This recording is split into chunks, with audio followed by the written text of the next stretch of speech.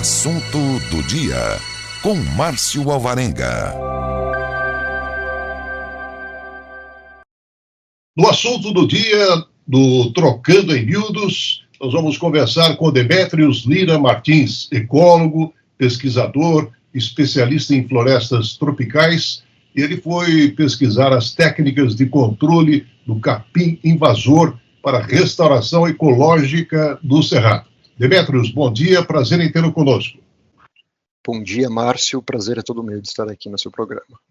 Quem é esse tal de capim invasor? Que figura exótica ele representa e de onde surgiu, hein, Demétrios?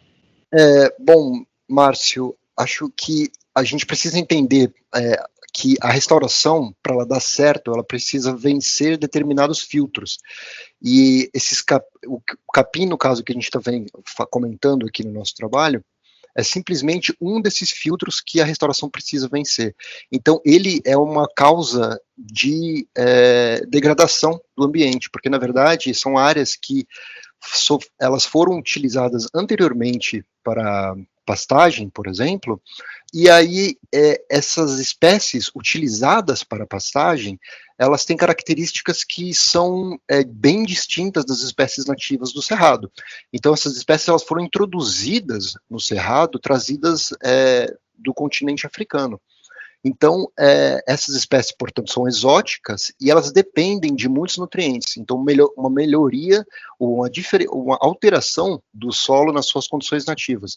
Então, essas condições alteradas, elas favorecem o crescimento desse capim. E acontece que ele cresce tão rápido e ocupa tão bem o espaço, que ele impede que essas espécies nativas, que crescem muito mais devagar, consigam perseverar nesse ecossistema, mesmo com a atuação humana. Quer dizer, trocando em miúdos, parece que essa planta ultrapassou os limites do pasto, né? Isso é muito frequente, na verdade, porque elas são plantas que são exóticas, mas elas passaram por diversas fases de melhoramento genético para fazer com que elas sejam muito resistentes até a condições determinadas que não são ideais para elas. Então, isso é uma das dificuldades de retirar essas plantas, por exemplo, para a restauração. Então, elas são muito boas para que elas são utilizadas, por exemplo, para pastagem. No entanto, quando a pastagem é abandonada, aquele ambiente, aquele ecossistema não é o ecossistema nativo, então ele fica degradado. Se a gente quiser recuperar, a gente precisa retirar essa causa de degradação, que no caso é o capim exótico.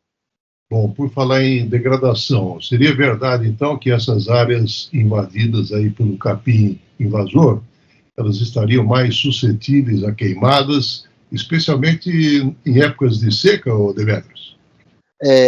Isso está correto.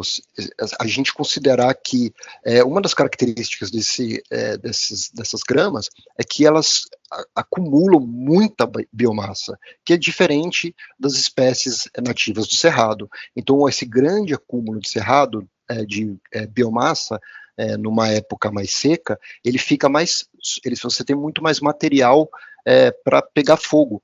Então, ele fica mais suscetível, sim, numa época dessa, principalmente se você tiver focos de incêndio nas proximidades. Isso pode se alastrar, e isso é como se fosse para o ecossistema nativo, uma grande doença, porque ele vai cada vez mais ganhando espaço, ele cresce mais rápido que as nativas, ele ocupa melhor o espaço, então a cada evento de incêndio, ele pode, inclusive, ganhar mais espaço. Ele cria como se fosse uma situação de retroalimentação positiva, onde ele cria as condições ideais para ficar se mantendo e crescendo.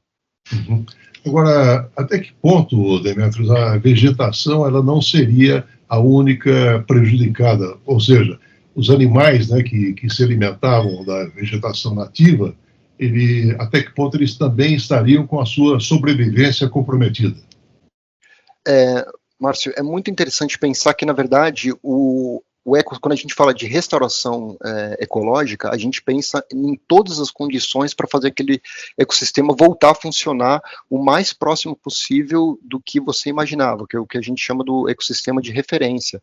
Então a gente espera que, quando a gente faz a restauração ecológica, a gente vai trazer todo o funcionamento. E esses ecossistemas, eles têm uma rede muito bem ligada entre todos os participantes desses ecossistemas, ou seja, todas as espécies que estão lá. Então, quando a gente fala de plantas, é importante ressaltar que elas têm sim a sua relação com os animais que estão ali, e tudo isso funciona muito bem para fazer todo esse ecossistema se manter e cumprir com as funções ecológicas dele, que vão ter um grande benefício, no caso, para nós, seres humanos. Uhum. Agora, Demetrios, a chamada braquiária, né, ela já invadiu outros biomas brasileiros, como o Pantanal, a própria região do Pampas, né, e é uma ameaça para a biodiversidade nacional, né? A braquiária é assim, é uma das espécies, né, no caso, que ela realmente é a que ela forma esse filtro de resistência para o sucesso da restauração. Então, é importante a gente conseguir fazer o controle dessa espécie em todas as áreas, porque ela consegue se espalhar muito bem nos diferentes biomas, inclusive. No entanto, por exemplo, para florestas, é mais fácil, de certa forma, conseguir vencer essas braquiárias num certo determinado ponto da evolução da restauração, porque ocorre eventualmente o sombreamento dessas espécies com o crescimento das árvores nas florestas. Mas se a gente pensa o cerrado, muitos tipos de vegetação, fisionomias pertencentes ao cerrado, elas ficam expostas com o sol tendo incidência direta na vegetação e no solo. Isso favorece o crescimento dessas espécies e que são melhores competidoras contra as espécies nativas, porque elas crescem muito rápido. Então elas acabam se perseverando e a gente precisa conseguir controlar elas, principalmente nesse tipo de ecossistema, por exemplo, como no Cerrado, onde esses ecossistemas são abertos e privilegiam o crescimento rápido dessas espécies de gramíneas, como no caso a braquiária. Uhum. Em cima do que você colocou, Demetrios, o Cerrado ele poderia ser considerado, então, a maior savana da América do Sul, exatamente em detrimento dos solos ácidos e também muito pobres nos nutrientes, e aí as suas plantas nativas acabariam prosperando exatamente nessas condições? Exato. Então, evolutivamente falando, esses solos, né, do Cerrado, eles são solos que são pobres em nutrientes, que são solos bem ácidos, e a nossa história de ocupação dessas áreas para produção agrícola, ela envolveu a alteração dessas condições químicas do solo. Então, isso auxiliou com que a gente ocupasse com esse tipo de produção que a gente tem atualmente. Então, com essas espécies de gramíneas, com essas espécies que a gente tem na agricultura, que são todas espécies que crescem rápido e têm uma alta dependência de nutrientes, que é uma condição diferente dos nossos solos atuais no Cerrado. Então, essas espécies que estão no Cerrado, elas foram selecionadas nessas condições, em condições onde elas crescem bem com esses poucos recursos nutricionais. Então, alterando essas condições, a gente atrasa o desenvolvimento ou até manutenção desses ecossistemas nativos. Uhum. Agora, num cenário de pastagens abandonadas historicamente, eu pergunto qual que é o impacto nas propriedades químicas do solo, devido principalmente ao uso de lixo e também fertilizantes, hein, Demetrios?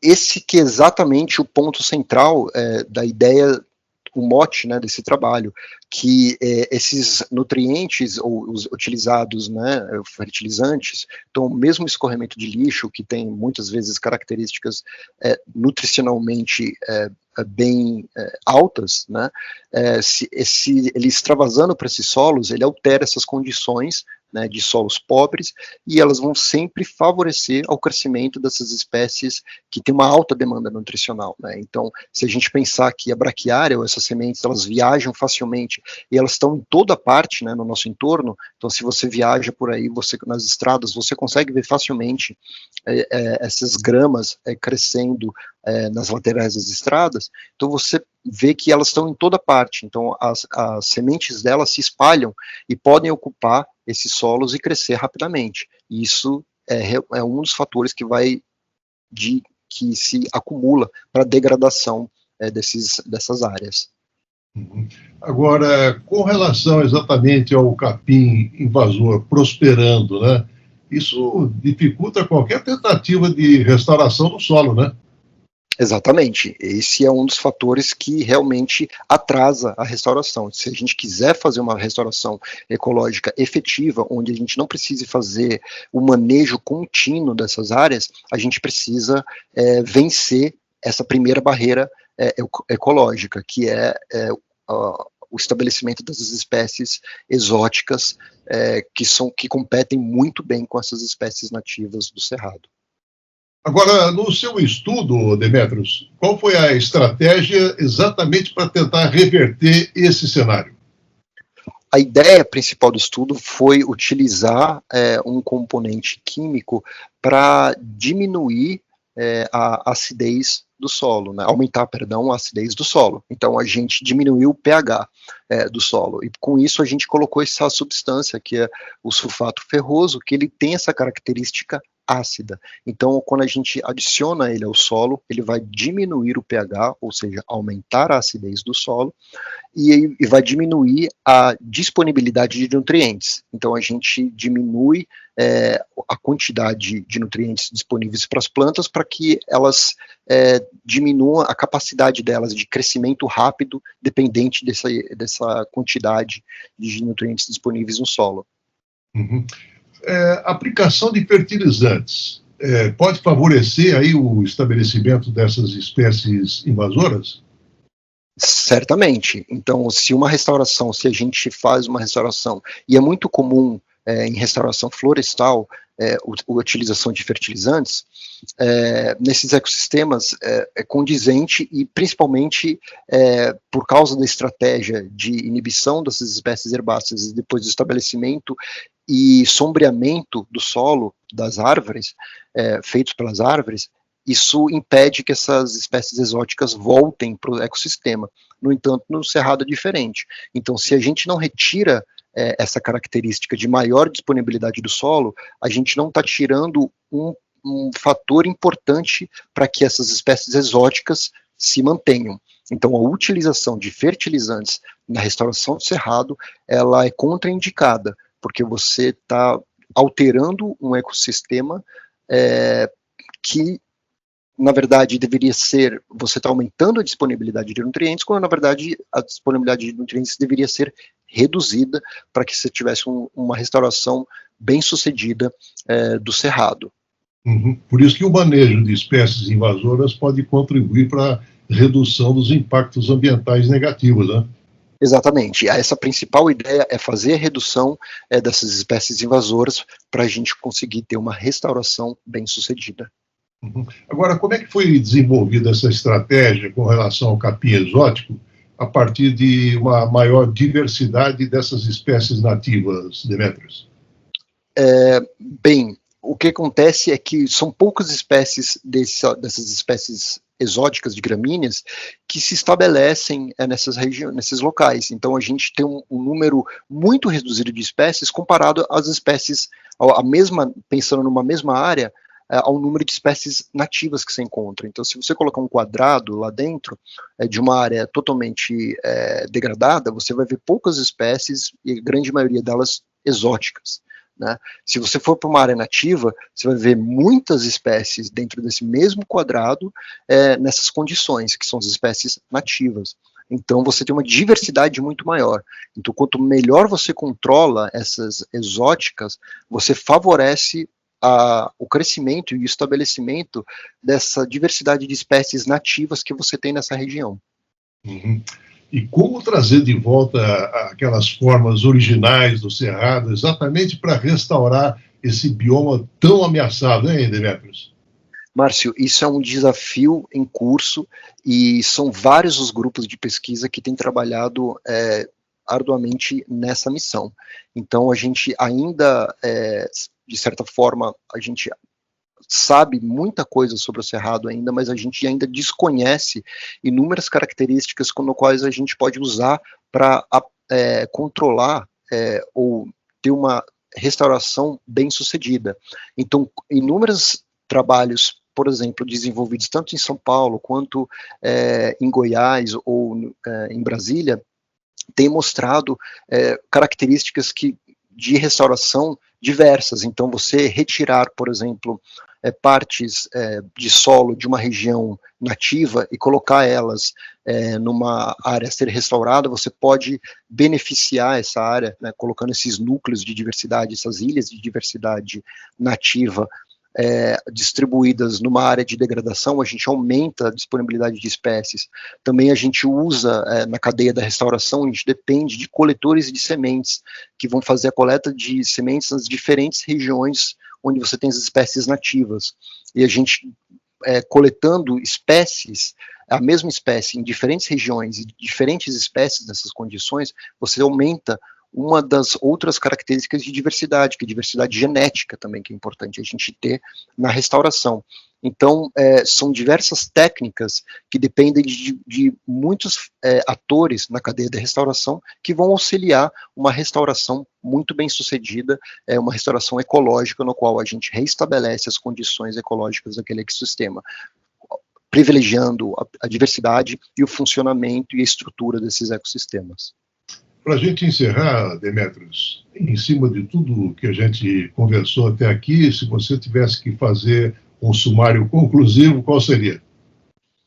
Eu acho que a principal ideia do nosso trabalho, além do mote de fazer essa balanço e o manejo do solo para controle das espécies nativas, para controle das espécies exóticas, perdão, é importante a gente não utilizar fertilizantes ou adicionar nutrientes para a restauração do cerrado. Então, a gente, se todos os desenvolvedores de projetos, eles pararem já de aplicar fertilizante na restauração do cerrado, isso já é um ganho enorme para que a restauração tenha mais chance de ser bem sucedida. Começamos no assunto do dia do Trocando em Miúdos com o ecólogo, pesquisador especialista em florestas tropicais, ele que foi pesquisar técnicas de controle do capim invasor para a restauração ecológica do Cerrado, Demetrios Lira Martins, a quem cumprimentamos pelo trabalho e agradecemos pela entrevista, Demetrios. Muito obrigado pela oportunidade, Márcio, um grande abraço para todo mundo que está ouvindo a gente. Bom dia. Bom dia. Assunto do dia, com Márcio Alvarenga.